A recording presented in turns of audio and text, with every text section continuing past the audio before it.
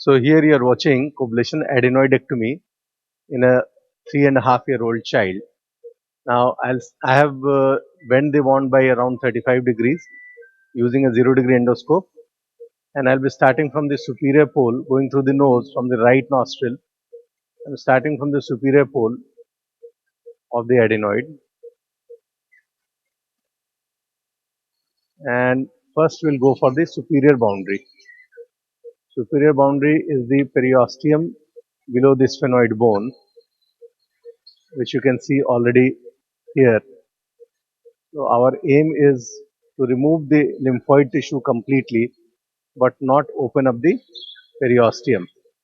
Because if you open up the periosteum, there will be some amount of osteitis, which we do not want. But at the same time, if we go till the superior boundary completely, then there will be no recurrence. And as you can see, complete removal of tissues is most important. That's the periosteum. This is the eustachian tube. This is the torus tuberis. Now I am debulking the adenoids. This was a grade 4 adenoid on the X-ray, but with the oral steroid given before the surgery, you can see that the vascularity, the size of the adenoid, everything has come down.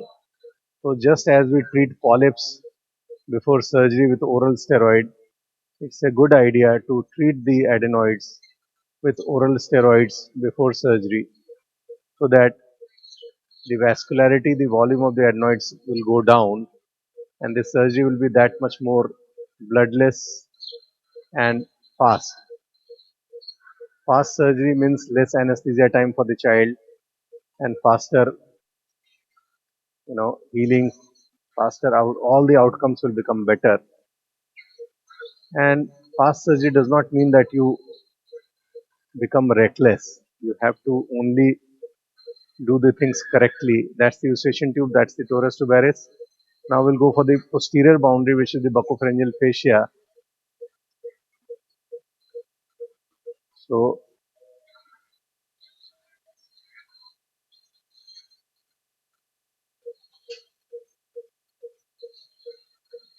here we are trying to define the buccopharyngeal fascia. But before that, I need to remove all this lymphoid tissue completely.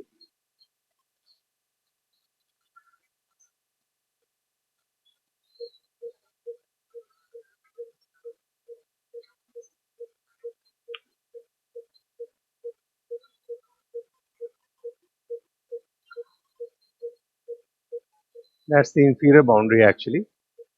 So I'm removing all the tissues completely. That's the passavant's ridge where the adenoids end. So till the inferior boundary, once we remove the adenoids completely, now here you start seeing the buccopharyngeal fascia. That's the buccopharyngeal fascia.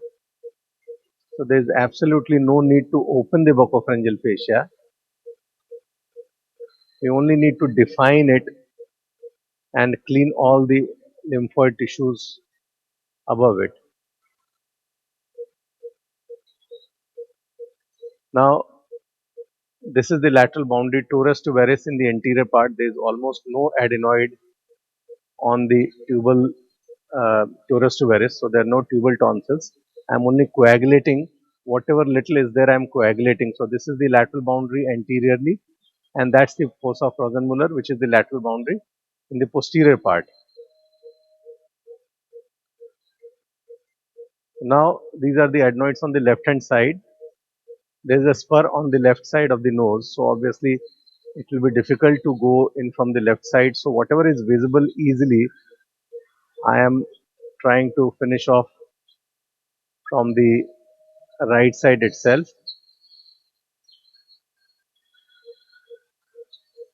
That is the superior boundary of the left side.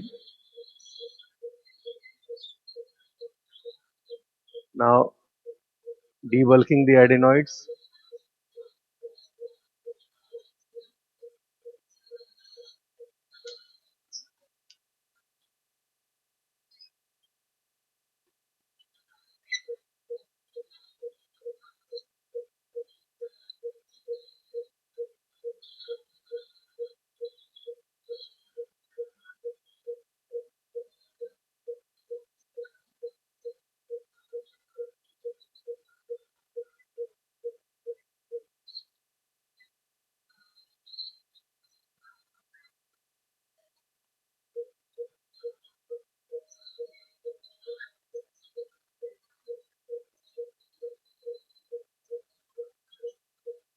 complete removal is the key. You can clean the tip of your scope onto the tissues or pour some saline as and when required. But your vision should be very, very clear.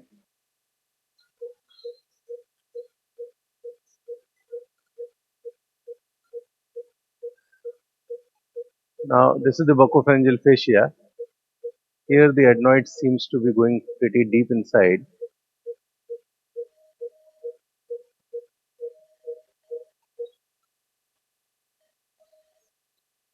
So generally, in the midline, there's a pit. In this case, the pit seems to be pretty deep. So you have to be careful. Now, that's the end of the pit. Some coagulating tissues over there. Now, I need to go in from the left hand side for the rest of the adenoids. So, I'll come on to the left side and come back to you. Thank you.